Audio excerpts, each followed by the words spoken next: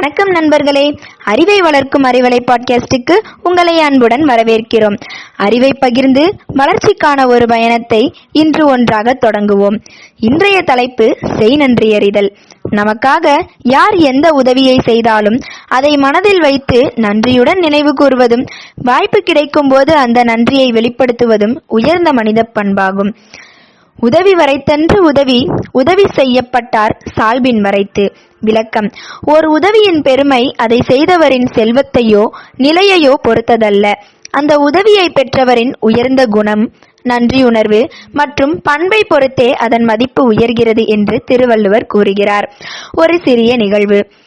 நல்ல உள்ளம் கொண்ட ஒரு செல்வந்தரிடம் உதவி கேட்டு மூவர் சென்றனர். அவர் ஒவ்வொருவருக்கும் 1000 ரூபாய் வழங்கி அனுப்பி வைத்தார். வெளியே வந்ததும் முதல் நபர், இவ்வளவு பெரிய பணக்காரர் வெறும் 1000 ரூபாய் தானா கொடுக்கிறார், இது இன்றைய காலத்தில் 100 ரூபாய்க்கு சமம் என்று குறை கூறினார்.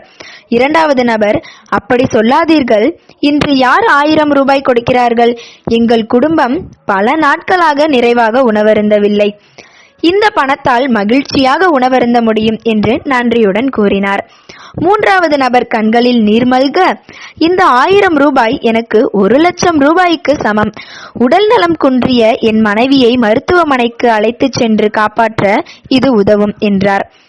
கொடுத்தவரின் கணக்கில் மொத்தம் 3000 ரூபாய் செலவானது.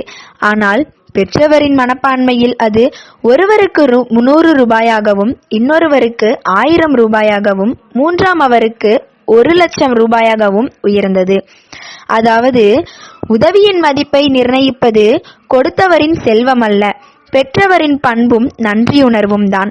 இதிகாச எடுத்துக்காட்டு 1. மகாபலி சக்கரவர்த்தியிடம் வாமன அவதாரத்தில் திருமால் வந்து 3 அடி நிலம் கேட்டார். 3 அடிதானே என்று மகாபலி உடனே வழங்க ஒப்புக்கொண்டார்.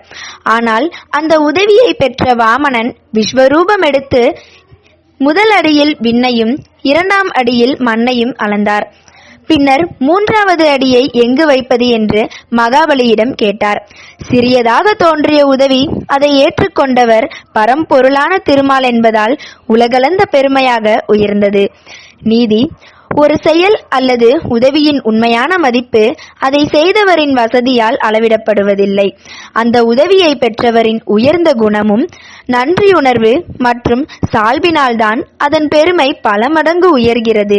அதனால்தான் திருவள்ளுவர் கூறுகிறார், உதவி வரைத்தன்று உதவி செய்யப்பட்டார் சால்பின் வரைத்து.